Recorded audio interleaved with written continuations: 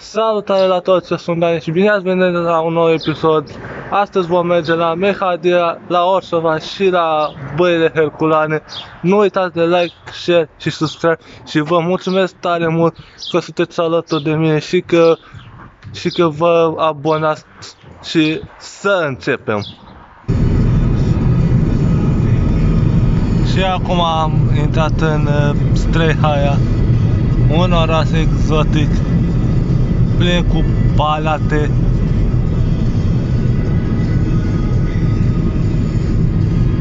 Bă, ce arhitectură frumoasă la clădiri. Oraș exotic.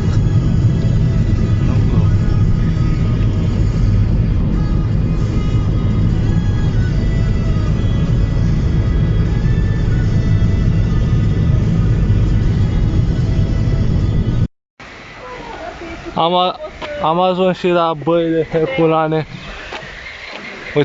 Uitați ce minunea naturii e.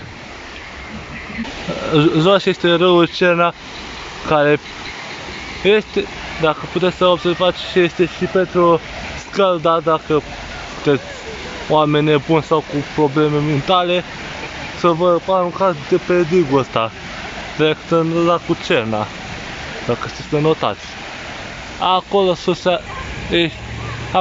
e și muntele, foarte frumos, adică privește, e superbă, în afară de clădirea aia care e în reconstrucție, dar în general e foarte frumos. Noi acum suntem în centrul orașului, sau în centrul orășelului Băile Herculane, foarte frumos. Acum o să fac și eu niște poze cu panorama asta, că e foarte frumos, și puteți să mă urmăriți pe Instagram și pe TikTok. Pe TikTok la Daniel Țurcanu Daniel și pe Instagram la Țurcanu Daniel 776. Am făcut și noi un popas la Taverna Sârbului, un loc foarte frumos și un restaurant care se află pe malul Dunării, un loc superb. Vă sfătuiesc să mâncați la Taverna Sârbului. E un restaurant foarte bun, de 5 stele vă spun. Și sunt oameni mulți. Uitați-vă. O grămadă de mașini, și privirea asta e foarte frumoasă. Acum o să vă arăt cuptoarele celor de la Taverna Sârbului. Uitați-vă, o minunăție de cuptoare. Foarte frumos. Vă spun să veniți neapărat să mâncați aici la Taverna Sârbului, că e foarte bun, iar mâncarea e de calitate. Și acum o să vă arăt și Dunărea și o să vă spun și niște informații utile. Am ajuns și la Dunăre, privestea este uimitoare, iar apa e prima și e foarte frumoasă.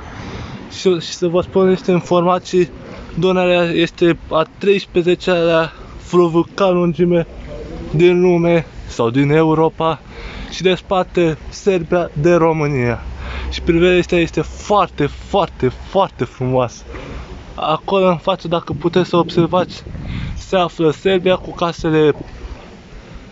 casele sârbești. Uitați-vă dacă vedeți. Iar aici privirea este foarte frumoasă. Vă mai spun și de o grămadă de ori, veniți să mâncați la Taverna Sârbului din Drobeta Turnul Severin. Este foarte frumos. Iar privirea este excepțional. Și mâncarea este și mai și.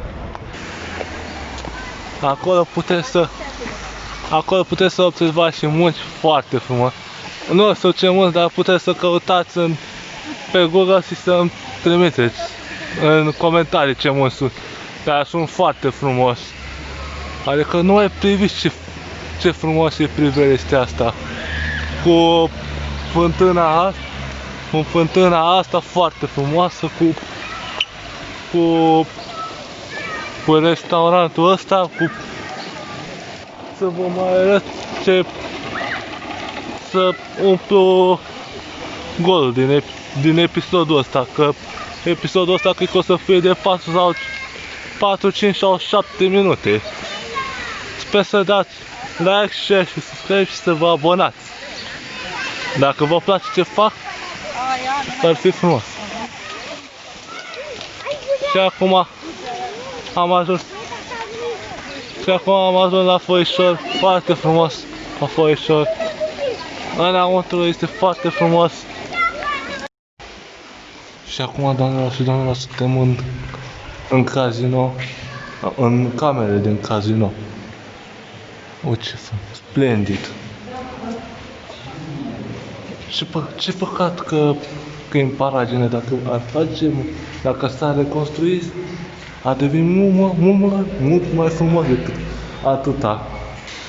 Uitați-vă, arhitectură frumoasă și sper să nu cadă ceva în cad, că nu mai mă auziți.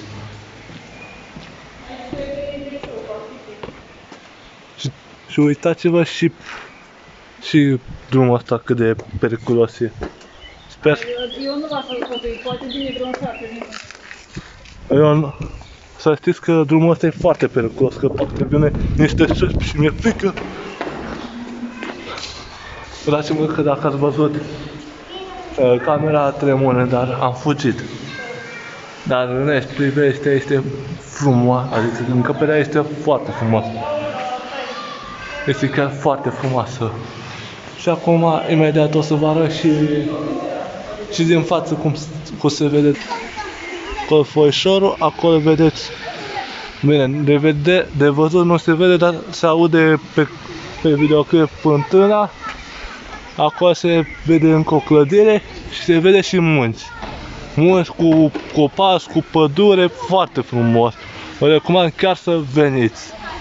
Adică pierdeți ocazie oportună să vizitați acest loc. E efectiv spectaculos. Și cam atât pentru episodul de astăzi.